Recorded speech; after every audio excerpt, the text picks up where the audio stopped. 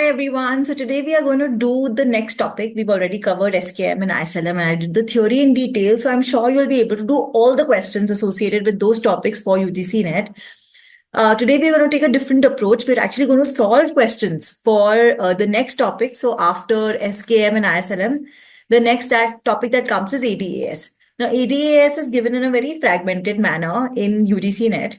If you see, ADAS actually includes all these topics. You have the labor market, which helps you make the aggregate supply curve. You have the aggregate demand curve, the supply curve itself, then equilibrium, Phillips curve, and rational expectations. All of this can be clubbed into the aggregate demand and aggregate supply model. Now, the first topic so I've segregated out the questions for each topic. Now, if you see for the labor market, actually only 3 questions are there. So let's discuss the questions and let's do the topic along with the questions. So the first question is labor market to December 2015. Labor market reform aims at job security, minimum wage, labor market flexibility, and employment insurance. Now, we don't really need a theory to understand this. Labor market reforms don't come for security. They don't come to guarantee minimum wages or for insurance. But reforms are for labor market flexibility so that employment can increase and different kinds of labor contracts can be formed. So reforms are aimed at that and not at the other option. So hence the option is C. So I'm also going to help you how to think so that you can actually solve these kind of questions. The next one, assertion, labor becomes ready to work overtime. Industry pays its employees efficiency wage.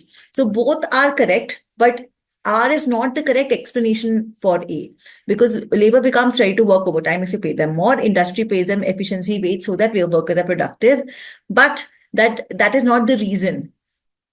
So answer is B. Both A and R are true, but R is not the correct explanation for A. And then we have the third question from labor market, and that is, an economy is characterized by huge involuntary unemployment and would have an aggregate labor supply curve in real wage labor supply plane, that would be. So whenever you have an excess of something, then it can be supplied at a constant price. So in this case, that price is the wage. So if there is excess of something, then all workers would be willing to work at the, let's say, minimum wage. So the minimum wage, any labor can be supplied. So that makes it horizontal. So it's going to be flat. So those are the only questions which have come from labor market. Of course, labor market is a longer topic, but that's the only sort of question that have come from labor market. Now let's move on to the next, which is aggregate demand. So aggregate demand, also you derive it from the ISLM. So there's a lot that you can do on it, but only a few questions have come from aggregate demand. So let's look at those. All right. Which of the following components of aggregate demand is self-terminating and self-financing, which basically means which of them can come down on their own, and it can be, they also come up on their own. Government expenditure, no. Consumption expenditure, also no. It is only investment which can self-finance itself. Everything else requires sort of money to come in and go out, but investment is the only thing that can self-finance itself. That is why the option is option A. All right, let's go on to the next question. Consider the following statements about aggregate demand relation under price flexibility, and which of the following are correct. So we know that a regular aggregate demand curve is downward sloping, and this is in the price and the output space. AD will shift to the left if investment rises. That's incorrect. It shift to the right if net exports rise. That's correct. Will shift to the left if money supply contracts. That is correct. As prices rises, shifting the LM curve, the AD curve shifts to the left. That is correct. So the answer is B, C, and D. Sorry, AD will shift to the right if autonomous investment rises. Yes, sorry, I thought it falls. So A is also correct. So all the options are correct, A, B, C, D. Let's move on to the next question.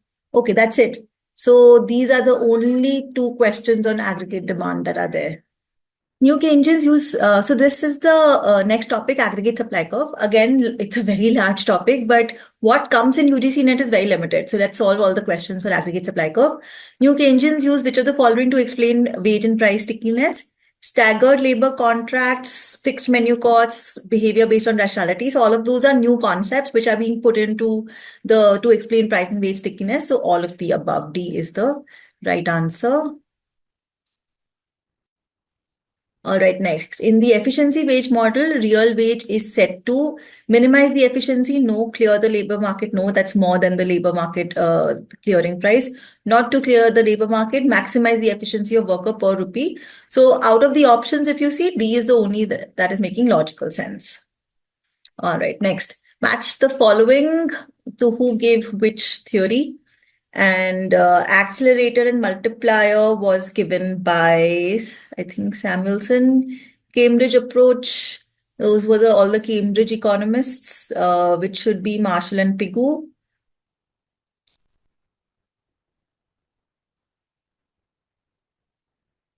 Life cycle hypothesis was Modigliani, and Akerlof and Yellen should be that. So this should be C as the right answer. All right, let's move on to the next question. Compared to the individual supply curve, the aggregate supply curve is more elastic. Yes, there is a possibility of moving between being out of labor force and being in the labor force. So this is comparing your individual and aggregate labor supply curves. And of course, the aggregate is always more elastic because you have many more factors which lead to a drop in labor supply curve and a rise in labor supply curve. And the reason given is one of them, that there is a possibility of being out of labor force and being in labor force. So that is correct. So B is the right answer. Let's move on to the next question, question 16. Aggregate labor supply during depression should be horizontal because, again, during depression, there's a lot of excess capacity. Next question. In the Keynesian framework at full employment, which of the following are true? Short supply curve in the short period is inelastic. The supply is influenced by the increase in the quantity of money. So supply curve in the short period can be inelastic because you can't change it so soon, but the supply curve has got not much to do with quantity of money. So only A could be true. So that is C. So if you see, a lot of them turn out to be very general questions, not something which are very heavy on the theory that you do. Which of the following would be the initial impact on an economy if wages were to increase more than workers' productivity? If wages rise more than workers' productivity, then it is actually like a shift to the left of the supply curve because you are supplying less at the same wages. So employment would increase, no. AD would not shift AD. Short run, AS would shift to the left. Yeah, so C should be the right answer. So those were the questions on labor market, aggregate demand curve, and aggregate supply curve that we have covered thus far. And we'll cover more in the coming lectures. All right, now we do questions on AD-AS equilibrium. So these are mainly questions which involve both the AD and the AS curves. So first question, when the aggregate supply is positively sloped, continuous increases in the nominal money supply. So if you keep increasing money supply, that's going to basically shift the AD curve out. So if it shifts the AD curve out, then it's going to increase price and output both. So that is going to be C. All right, let's go to the next question. Assuming wage price flexibility, the classical economists asserted that the decline in money, wages, and prices would lead to.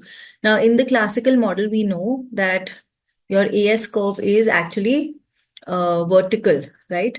So, and this is the AD curve. So if there is a decline in wages and prices, that basically means that there is, let's say, the AD curve shifts back, so prices would fall. and wages would fall, but output will remain at the same level because in the long run, output is always at full employment. So it will lead to a deflation with output always being at full employment. So that is the second question. Let's look at the third question. In 1973, the oil price crisis triggered a worldwide economic crisis in the US and some European nations. In this context, which statements are true? It led to disillusionment with established policies based on Keynesian economics. Yes, so that is true because Keynesian economics had become very popular post the Great Depression and everything was demand focused.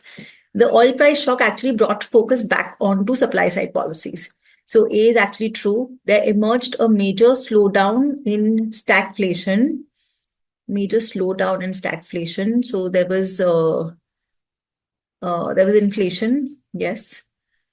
New classical economics emerged as a challenge to Keynesian economics ideas. This is also 3. I think there's some problem in this wording, but all of the above would be true because A and C both are definitely true. All right, let's look at the next question. This is December 2013, question 19. When additional government expenditure is financed by selling government securities, then what will be the nature of the crowding out effect given in the list 1 in the context of a situation given in list 2? So when there is full crowding out, so there are 3 ranges of aggregate supply curve, right? There's this Keynesian range which is horizontal, then there is intermediate, and then there is classical. So full crowding out meaning that there is no increase in output, only increase in price. So that is actually in the classical case. So it is A is with 2. So A2, that is only the first option. Partial is in the intermediate case and no is in Keynesian case. So A is the right answer for that.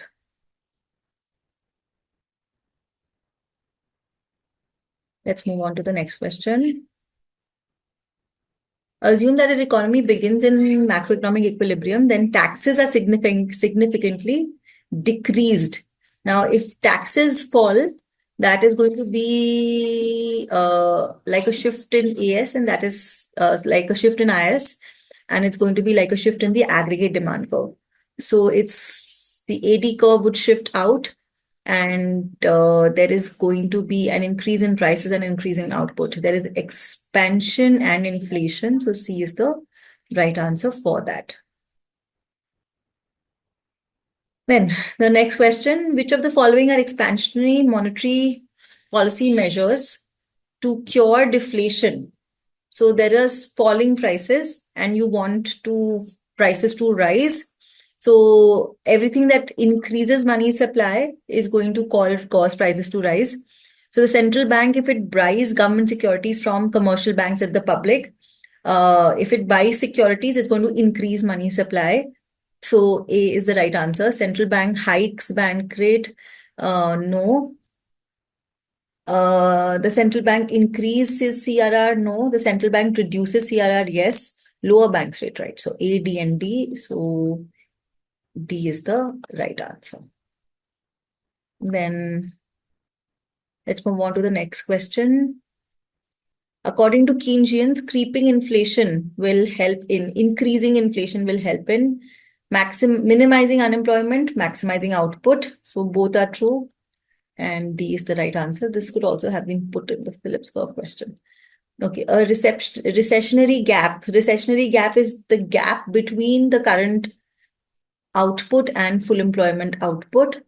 So a recessionary gaps measures amount by which autonomous spending is planned to reduce to achieve full employment, amount by which aggregate spending exceeds that needed to achieve full employment. Difference is real output between the discounted model and the Keynesian depression model. Extent of paradox of thrift. Recessionary gap measures amount by which autonomous spending is planned to be reduced to achieve full employment, amount by which aggregate spending exceeds that needed to achieve full employment. I think there's some mix up with the question. We will move on to the next question for now. I'll have to check the wording, maybe some error with the question. Okay, let's go on to the next question. Which of the following conditions is most likely to benefit a debtor under the new classical economic framework? So, when is a debtor benefited? Uh, if there is, so let's say if there is inflation, then the real interest rate falls. If the real interest rate falls, so it is the debtor which benefits, right? So, which of the following conditions is most likely to benefit a debtor? Then there is an unanticipated inflation. People don't anticipate it, so you can't kind of incorporate it into your analysis. So D is the right answer for that. All right. 42. Stagflation can develop due to market imperfections. Wage flexibility can cause stagflation. So, stagflation can develop due to market imperfections, that is there. Wage flexibility can cause stagflation. Wage flexibility usually does not cause stagflation, it's the other way around. So, the answer should be that assertion is true, but the reason is wrong. So, C is the right answer. Next question. Higher fiscal deficit to GDP ratio would necessarily cause inflation if the economy is under. So, higher deficit to GDP ratio would cause inflation if the economy is under demand constraint situation. So, demand constraint situation means it's better to spend. Supply constraint situation may basically what this means is that already if you are, let's say, near full employment and then you are trying to increase your fiscal spending, it will only lead to inflation and not lead to employment. So it would necessarily cause inflation. So B seems to be the right answer. All right, that's about it for today, and we will see you soon in the next class.